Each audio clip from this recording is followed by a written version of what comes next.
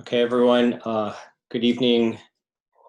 It is May the 31st. Can you believe it? The last day of Lupus Awareness Month.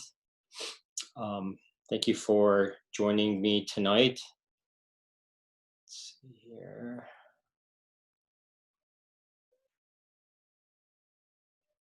As always, I want to thank the Lupus Foundation of America with Terry Iman, Chris Reed, and Representative Kim Schofield on the Georgia Council for Lupus Education and Awareness. And I represent also the Georgians Organized Against Lupus research cohort out of the Emory University School of Medicine, Division of Rheumatology. I thought this was kind of interesting to start. This was published in the Morbidity and Mortality Weekly Report. It's a weekly publication out of the CDC that highlights important public health issues. And there was evidence of limited early spread throughout the community in the US as early as late January and early February of this year, after one person who came from China and then followed by multiple other people who came from Europe. And that probably was the initial start. So weeks before it really came on the radar, it was already in our midst. The Trump administration announced the end of the US relationship, formal relationship with the World Health Organization. And, regardless of your politics, I feel badly about that. I think no matter what, whether it be through the WHO or it has to be some organization that coordinates a worldwide effort, because just like the US, where I mentioned before, you can't really go state to state with each state doing something differently. This virus doesn't know any borders, and so we need some organization that will allow for a coordinated effort amongst all the different countries in the world, because this truly is a worldwide epidemic, obviously. And these are some latest numbers, nearing 6 million worldwide, of which over 1.7 million are in the United States. You can see here that Brazil has now rapidly advanced and has taken over Russia. And the trajectory in Brazil is just tremendous.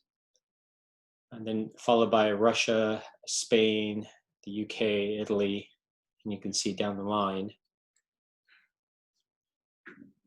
And with the US crossing the 100,000 death mark, it really was a milestone, a bad one at that, but it is something that really is a number to sit and pause and contemplate all the different lives that were involved. And the New York Times had an issue where they listed the names and a brief background, and just looking at each name and getting a sense of just the sheer impact of that. It's something that we should all take time and really contemplate about. So these are, this outlines the hotspots in the world. So it doesn't talk about the most cases, but it really talks about where there are the most new cases in a short period of time. And you can see that last week it was predominantly South America, Central America, Mexico, Africa, and some parts of South Asia. And this week, the trajectories are pretty similar, and it's going to continue this way for a while, unfortunately, with the big burden in the developing countries, especially in South America and Africa, and our neighbors in Mexico, as well as Central America. And this just further underscores things plotted in a different way.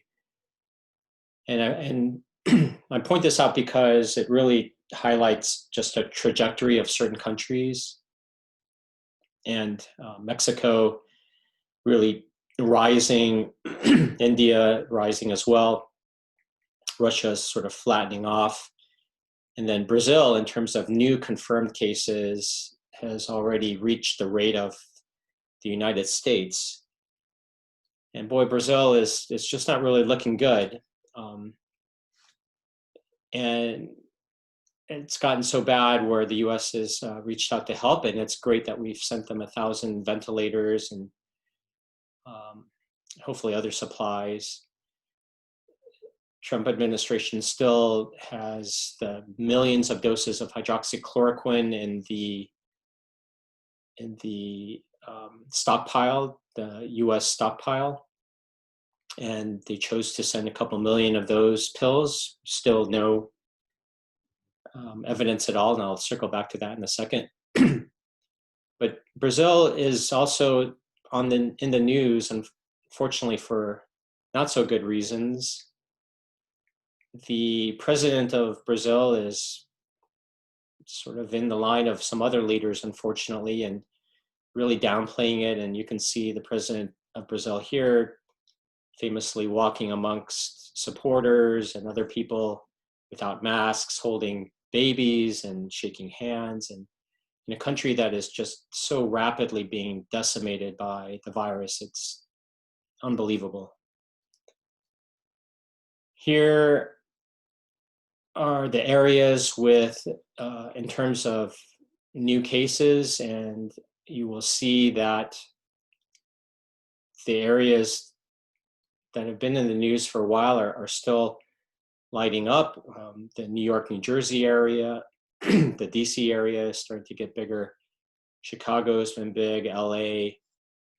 But if you take a step back and kind of see where most of the dots are, or put together all the dots, and where is the color the most uniform in terms of certain regions. And if you can kind of block out what New York and New Jersey, there's just so many cases there that the circle is just so big that it looks like a huge area, and it is a big area. But apart from that, if you look at the sheer size of the Southeast, and just in between the big areas that you see in Atlanta and Miami and New Orleans, look at everywhere in between, all those little tiny dots that it takes a decent number of cases to just create a dot. And you can see them even from high up, how many there are scattered throughout the Southeast. And it tells you that the burden within the Southeast, especially in the rural areas as well as the big city areas, is going to continue to exact a toll. Now here is a breakdown of states that are increasing, staying the same, or decreasing in terms of cases.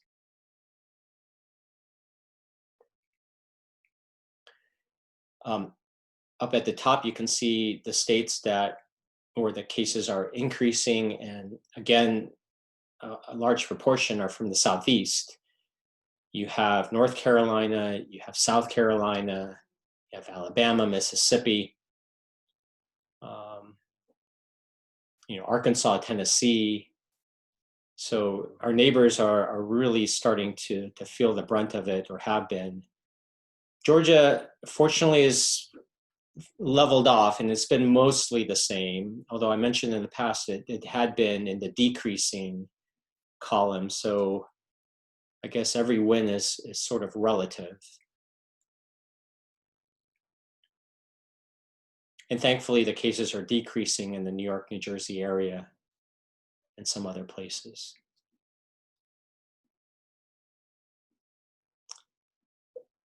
This points out hotspots in the US where rapidly number of cases are present. And again, just pointing out the Southeast being highly impacted by more and more new cases rapidly developing. And here's just another website to underscore that in terms of increasing cases based on new cases from May 19th through the May 26th. It's projecting that Georgia, along with its neighbors, are going to be increasing in terms of number of cases. And this is all right before what is now the opening of the bars and nightclubs in Georgia. So these are latest numbers from the Department of Public Health. And we talked in the past about how the numbers have been a bit compromised. They've mixed in not only the positive results for the test that test for active infection, but also what we call serology tests to indicate those who are exposed to the virus in the past. It's a way to make your numbers look better. And so this positivity rate of 8.6, the goal was to try to get it down below 10%. It's really unclear how accurate that is. We continue to see that the majority of cases in Georgia, in terms of total number, are going to be in the Atlanta area. And you can see there in the red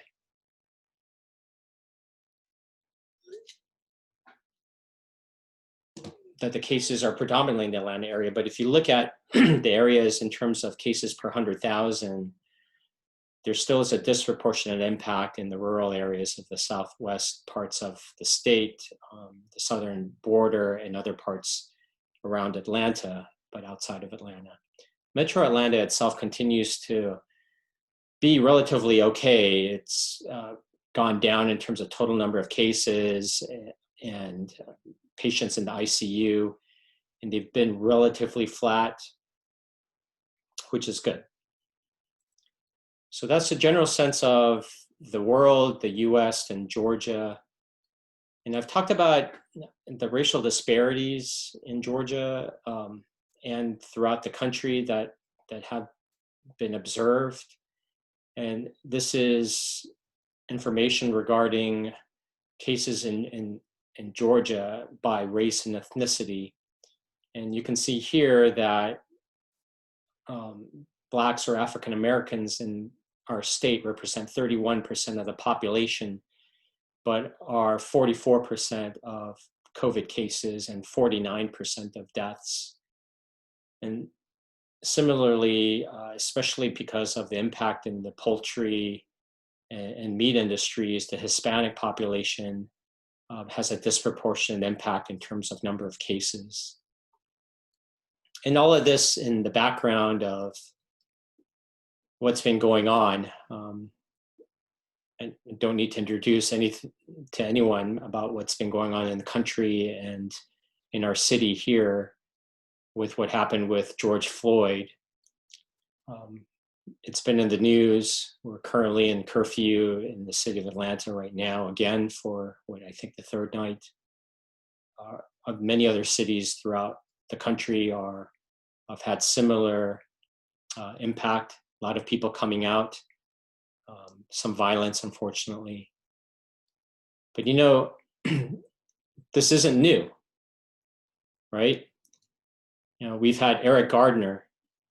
Eric Garner, if you remember, he's a gentleman in New York City who had a similar run-in with police officers, and he was killed because of too much force. And there was a similar backlash, and it goes even further back. And many of you remember the outcry out of Ferguson, Missouri, and it goes much further back than that. So all this to say, I mean, this has been an issue in our country for a long, long period of time. And I'm not sure if I've shared this publicly to any of you all, but you know, one of the things that fascinated me and captured my heart, if you will, about lupus early on in my life was just this observation of how there was a disproportionate impact of lupus on certain groups. We know that men are afflicted, and heavily so, with lupus. But women, in terms of sheer number, it's a lot more. And then we have the racial disparities. Minority groups are afflicted a lot more. And if you look at the Black burden, it's the highest rates in the world. African American women develop lupus at a younger age, and there continues to be significant racial disparities as it relates to multiple poor outcomes and different components. One of the things that really drew me into lupus was my mother developing lupus. And even though in many ways my experience with discrimination is different than those of my African American brothers and sisters, in some ways it's similar too. And I remember growing up with so much in terms of fighting stereotypes and being discriminated against in my own way. And especially my parents, having that language barrier. We came as typical sort of immigrants, very poor, working upwards, and she's had to work different jobs, a lot of stress, a lot of very overt discrimination, and I witnessed a lot of that. And I've always wondered whether that was involved in some way, not the only way, obviously, but in some way of her developing lupus, because there was not much lupus in my family that I was aware of prior to this. So was it something in addition to maybe some new environmental exposures, but that additional stress, especially through discrimination over so many years, having to fight through that, and poverty in many ways that comes hand in hand with a lot of that. Maybe that predisposed her a lot more than other people to developing lupus. And so when I look at this slide and what we observe in African Americans and other minorities with lupus, it really was a question that was buried in my heart, and I'm very fortunate to be able to at least pose that question and try to answer some parts of it. And as I mentioned earlier, and as many of you know, I'm involved at Emory through this GOAL research project, Origins Organizing Against Lupus. It came out of a CDC-funded Georgia Lupus Registry, and that was to determine the numbers of people with lupus in Fulton and DeKalb County in the early 2000s. And we spent so much time and effort identifying through medical records and labs and biopsy reports and administrative records, and pouring through medical records to validate diagnoses. And at the end of the day, we ended up having all these people with lupus that we wanted to interact with and learn more about after all this effort.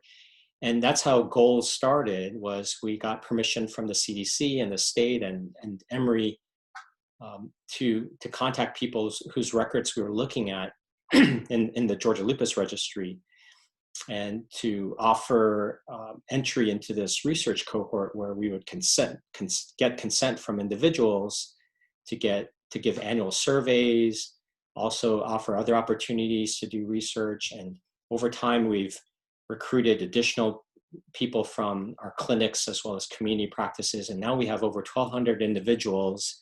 And I'm sorry we haven't had the opportunity yet to open it up to everybody, but we have many individuals who have spent so much time over the years with us in pouring through these surveys that have asked questions along different themes. And we've also had opportunities over the years to collect blood and DNA and do other projects and link people with other databases that you see here on the bottom right, so that we can learn about other outcomes. And it's been a tremendous, tremendous resource, very unique in the world. And many of you have been part of different projects under different names: Pulse, Soul, Vista, Be Well, Well, Appeal. Now, these are all sort of sister projects to come out of this overall umbrella project called GOAL. So GOAL is the mothership, if you will, and everybody in GOAL potentially had the opportunity to enter some of these sub-studies, but everybody is part of GOAL in these studies. And one of these studies called Be Well, or BWS, is a study where it's the first of its kind in the entire world. And we were funded by the National Institutes of Health, NIH, where we took several hundred Black women out of the GOAL cohort. And we posed very specific questions. We brought them in physically to do some additional testing. And we asked a lot of very in-depth questions along the lines of discrimination and other aspects. And this was well before what's happened recently, but all kind of as a result of what I told you before as to how we got interested, or I got interested in this. And as I said, this was the first study to then reveal a link between having worse disease activity and damage from lupus, so worse lupus as a result of racial discrimination. And this is taking out other factors related to medications and age and other factors. So just isolating racial discrimination, does it have an influence on lupus? And we were able to determine that there was a statistical interaction, a significant interaction linking racial discrimination and disease activity and damage.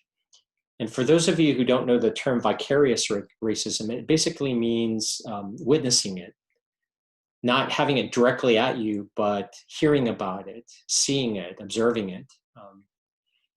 So vicarious racism, even though it's not direct, it's indirect racism, and even that was associated with greater disease activity.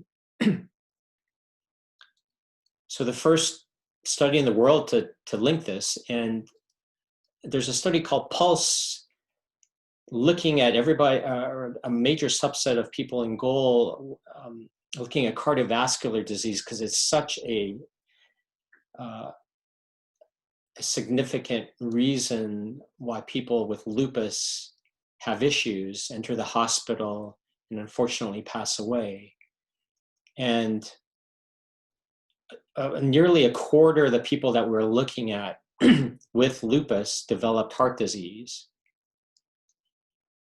And if you look at African Americans compared to non-African Americans, a quarter of African Americans had heart disease, and only 15.7% of non-African Americans had heart disease in this group of people with lupus. And this was statistically significant. So some of the conclusions that we've come up with is that African Americans had higher perceived levels of stress. African Americans also had higher levels of everyday discrimination, and that both stress and discrimination were independently linked to cardiovascular disease in those with lupus. In other words, we know about smoking causing heart disease. We know about high cholesterol. So in lupus, having stress, especially as it relates to discrimination, by itself accelerates disease activity, disease damage, and heart disease.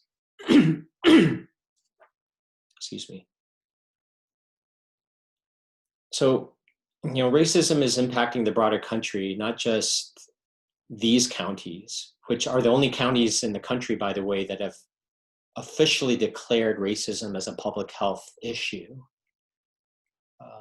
But clearly it's much broader than that. And so could racism be a poison throughout America with respect to lupus? And we're on the track of that. And we hope to learn more about that. It's certainly not the only issue, obviously, but it's something that we've been very invested in and looking into for quite some time. And way before all of what's happening recently. And so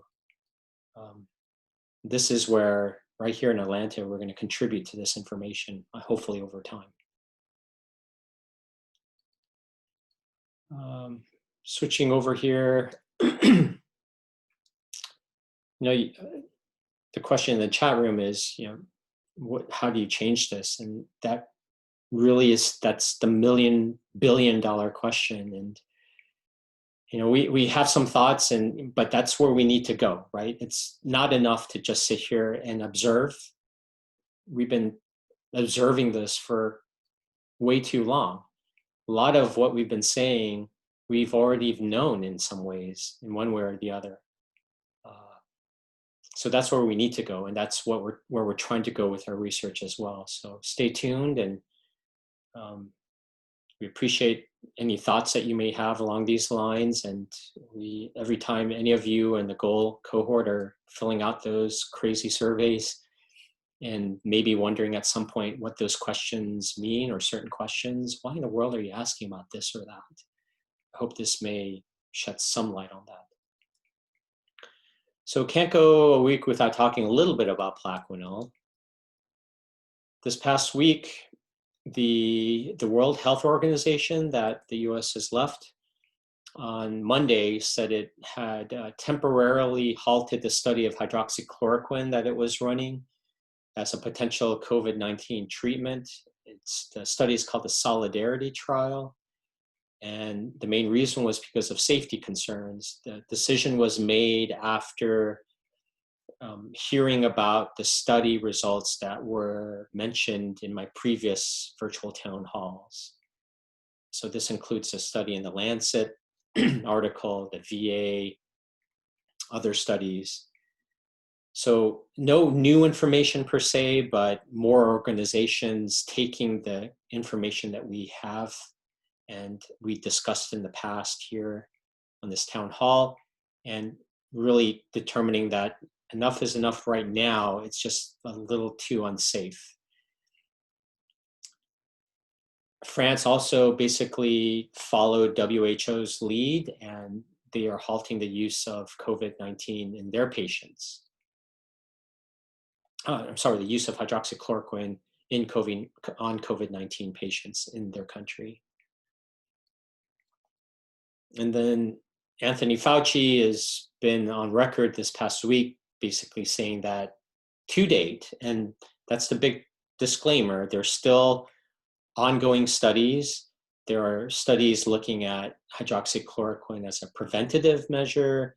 So there are a lot of different studies still going on. So if you have some hope that hydroxychloroquine may do something in COVID, I wouldn't distinguish that hope yet. But with the data that is currently available, he basically expressed what I think a lot of people are hearing, is that in terms of treating the people in the hospital who are sick with COVID-19, hydroxychloroquine seems to not be an effective coronavirus treatment, rather than having any sense or hint that it may be effective. And this has all been discussed before, and I appreciate Terry kind of posting this up officially, because it continues to be an ongoing question. So please do refer back to the recording of May 24th last week, where we go more into detail about this in the background. You can just hold on to my take-home message there at the top, that the danger is in taking Plaquenil when you're really sick with COVID, and not for the vast majority of you who have lupus, or those who you may know with rheumatoid arthritis, or both, who are taking it for those reasons for many years. And that, in that situation, it is extremely safe. So moving on to some questions. What will all of the protests mean to the spread of the coronavirus? And it took me a minute to think of that question as well. I mean, after just having, I'm still processing the emotion of it all. But yeah, how can you not look at the pictures and some are wearing masks, obviously, but just especially in this context, how can you not worry about this question? And so you see here that it's something that's been out in the press. They're starting to come out, and it's being asked and being observed. And in this particular article, I pulled out this section here. It says the mayor of Atlanta said, Mayor Lance Bottoms said, if you were out protesting last night, you probably need to go get a COVID test this week. There's still a pandemic in America that's killing Black and brown people at higher numbers. The Minneapolis health commissioner warned protesters to be mindful of the risk, and he predicts a very predictably accelerate. That the city has the large demonstrations that the city has seen could very predictably accelerate the spread. The Minneapolis mayor said, we have two crises that are sandwiched on top of one another.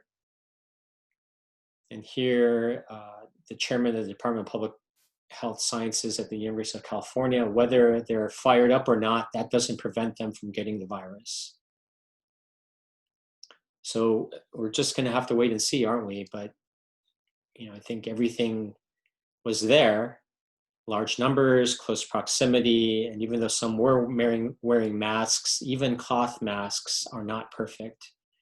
And when you have all those people in that environment, it's going to be a setup for many things. I mentioned this website last week as well, set up by the mayor and atlstrong.org, and in it are dashboards.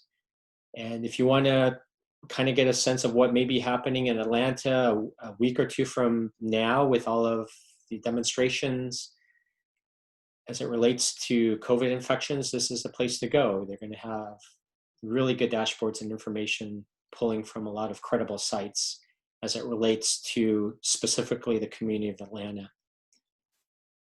So we shall see. Next question. Should those who have lupus be returning to work? Governor Kemp says that certain people should still shelter in place.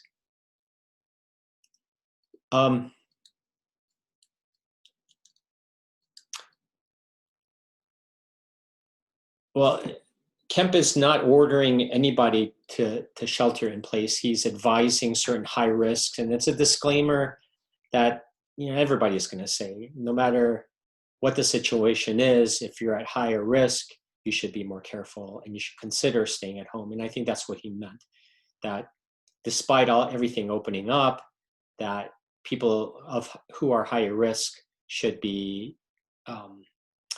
exercise more precaution. And that may include staying at home more often than others. I just point this out to you in terms of some guidance as people do end up going back to work or going outside. More often, the CDC has published a plan for opening up. The website is here on the bottom right. You can also Google the title here, and it'll come up as a PDF download. I haven't really digested everything in it yet. It's quite a detailed document, but there are some sections that may be potentially of interest to those in attendance here. You can see there's one section here about interim guidance for employers with workers at high risk. And there's really nothing earth-shattering in this, but it is a nice way of outlining things officially in a CDC publication, and maybe it may help some of you in terms of working with your employers or providing to somebody to work with their employer in terms of pointing out specific steps that they may not be doing or doing as well as advised in this plan. Now, admittedly, that document is pretty long and detailed, as I mentioned. So the CDC did publish a bunch of flow charts to kind of make it easier to understand what should or shouldn't be done. And I try to find a way to, and this is what the flowcharts look like for different scenarios. This at the top right here is reopening workplace during the COVID-19 pandemic. The top left is schools during the COVID-19 pandemic. You would think that there'd be one website to assemble all of these in one location, but I couldn't find one. There may be one out there, but this CNN article, and I'm sure there are others, but within this article, it has links to the different ones that I showed in that slide before. And if you wanted to find it, you can Google the title here in CNN, or look for or search for it on other sites, but I put the URL here on the bottom right. But this is just an easier way or simpler way to look at the recommendations for various scenarios. But anything out of the CDC in this political climate and this administration is not without some controversy. And I'll point out, let me just start here in the bottom left. We know that being in church, especially, there was a huge outbreak with regards to people at a church at a choir practice, and there have been other places that have had similar outbreaks, other church groups. So the initial language that was put into the recommendations from the CDC was consider suspending or at least decreasing use of choir/musical ensembles and congregant singing, chanting, or reciting during services or other programming, if appropriate, within the faith tradition. The act of singing may contribute to the transmission of COVID-19, possibly through emission of aerosols. And what the Trump administration did with no advance notice was to basically remove those warnings that contained any guidance for the reopening of houses of worship that singing in choirs can spread the virus. They also deleted a reference to shared cups among items, including hymnals and worship rugs that should not be shared. And they added language that said that guidance is not intended to infringe on rights protected by the First Amendment. So and this is the intersection of public health and politics. And I'm not trying to take a stand necessarily, but this is where some of the confusion occurs and a lot of lack of coordination results. But just know that official CDC and other government publications are subject to some of this filtering. So I was out last evening and was bombarded by mosquitoes worse than past years from all the weeks of rain. Can COVID be transmitted by these bugs? And this is a really good website from the WHO.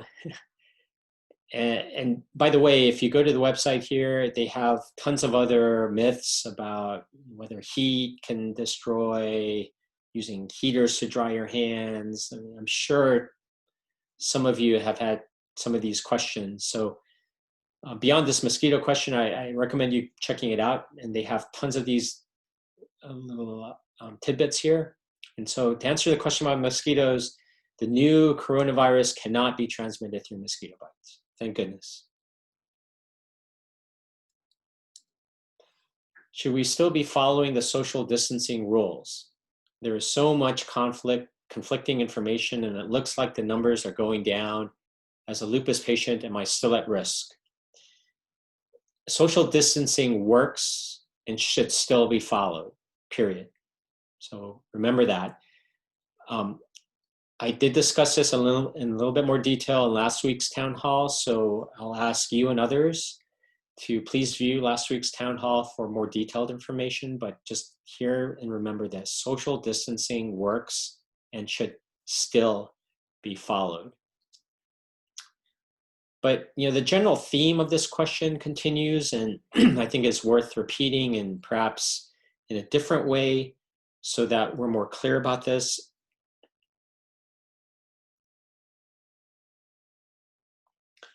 So here's another question. I'm concerned about traveling at this time. Family wants me to go, but I'm not sure, especially on the airplane. Help.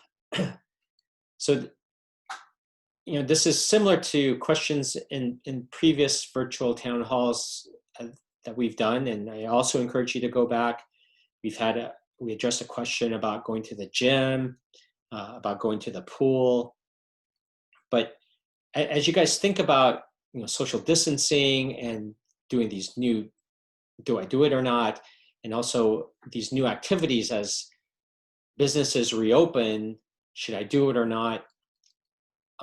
I've addressed it in different ways in the past, and so I've kind of put together maybe another way that may be better or different, that some of you might be able to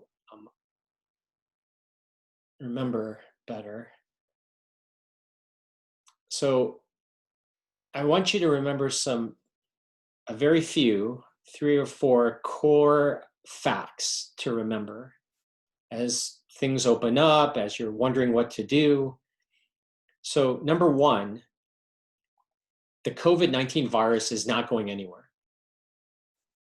And I'm really sorry to say that. Until there are safe and effective treatments and or vaccines, which, by the way, may take at least a year or two. I mean, coronaviruses are notoriously challenging to develop an effective vaccine for quickly, or else we'd have one for the common cold. We have them for other coronaviruses.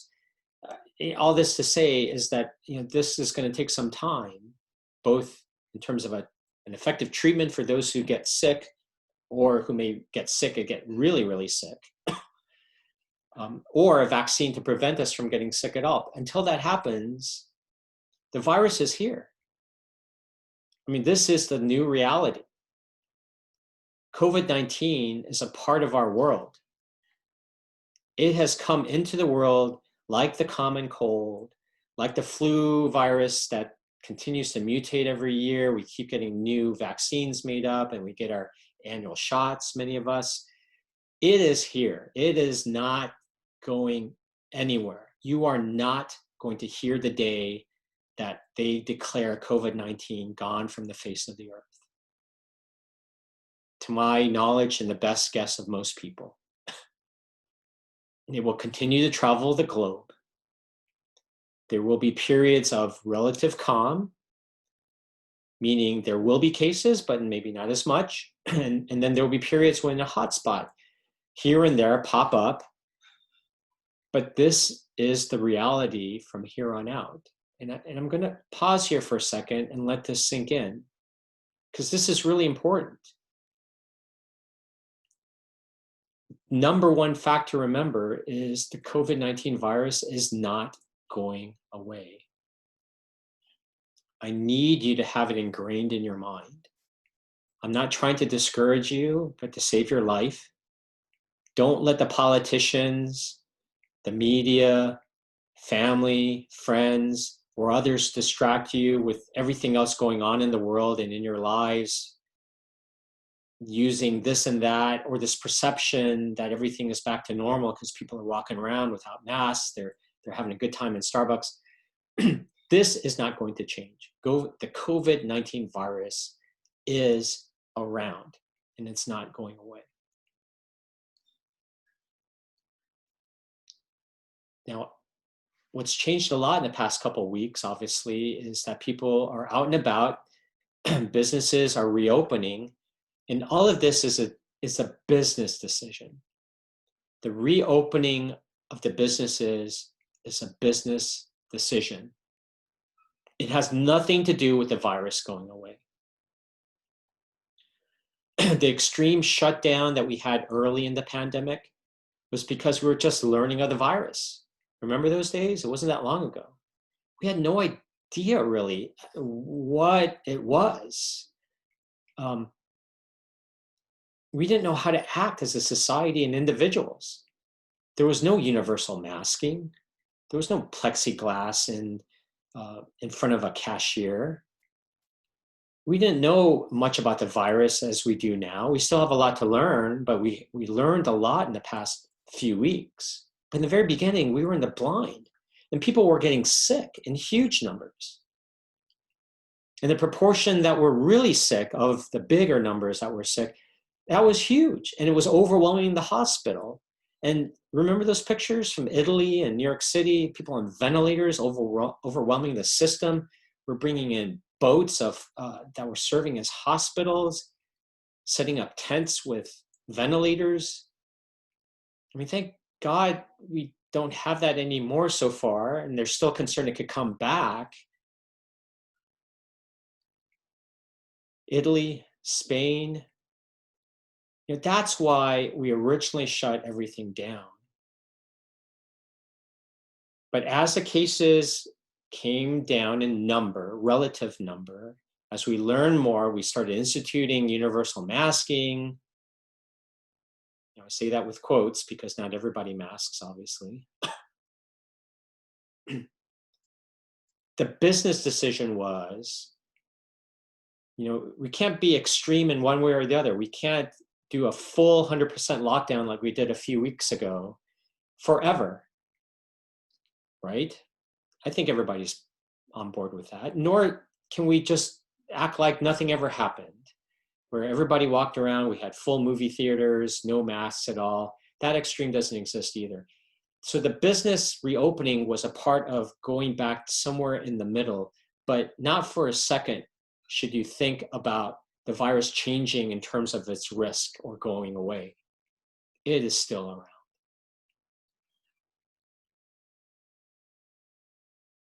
around. Fact number 3, you can protect yourself. This protection is not foolproof. It's not 100%, but practiced well and consistently, it's pretty good and will allow you some control in the midst of all of this. And it'll allow you to continue to live your life to a certain extent, the way that you want to. Because we have to eventually get out of our house to do something, most of us. So as you think about all these things, at least you have some way of mitigating or minimizing or reducing the risk to yourself. And that is, and these things don't change, no matter whether businesses reopen or not, you continue to need to avoid those who are sick or who may have been exposed to someone who was sick with COVID. You need to continue to practice social distancing. That doesn't change. No matter how many people you see sitting close to each other in a restaurant, enjoying themselves, and as much as you're dying to do the same, it's not safe. You need to continue to wear a mask, and if possible, encourage those around you to wear a mask. Masking, actually, I should put that number 1. That is really the best way to protect yourself and others. And the best way, and the ideal thing is when you and the people around you are masked. When everybody around is masked, that is huge. Hand washing, hand sanitizing is definitely key. And remember, even though the issue with the virus being on surfaces is not as super great as we thought originally, it's still an issue.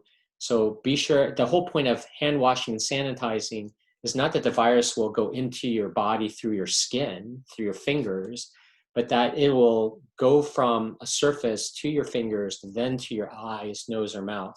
So you don't want to touch your eyes, nose, or mouth unless you absolutely have to after you've really cleansed your hands, preferably washing them with soap and water, singing happy birthday twice, rubbing the whole time. That's the way to do it. This is the last of these facts to remember. There's no such thing as safe or not safe. It's not, forgive me for using this, especially in the context of what's going on, black or white. It's not one or the other. It's not safe or not safe. It's you're going to be confronted time and time again of wondering, how safe is it relative to that? Is it safer if I do this? Is it less safe? It's in a gray area. So to ask a question, is it safe for me to do this? Impossible to answer. I can tell you that that activity may be safer or less safe than another activity in general. And then you can make things even safer or less safe depending on how you protect yourself in that environment. And then there are other factors as to what's going on around you, beyond your control, that can increase or decrease the risk. But at the end of the day, all of those data points does not equal something hard and steadfast like safe or not safe, red light or green light. So as you have to make decisions, should I go to that pool? Should I get on that plane? Should I go to that camp? Should I go to that party? First of all, remember your COVID facts. The virus is not going anywhere. You get the impression that it's starting to go away. It's here. It would love for you to relax. I mean, it's human nature, right? There's only so much. We were in such an extreme situation for so long, this extreme social isolation, where we had stay-at-home orders, that on some level, I can understand the human nature of just wanting to bust out. I mean, many of us were going nuts being at home. So I get that, but don't for a second you mix that up with the fact of the virus going away to a certain extent, the risk going down. So remember, the COVID virus is not going anywhere. The businesses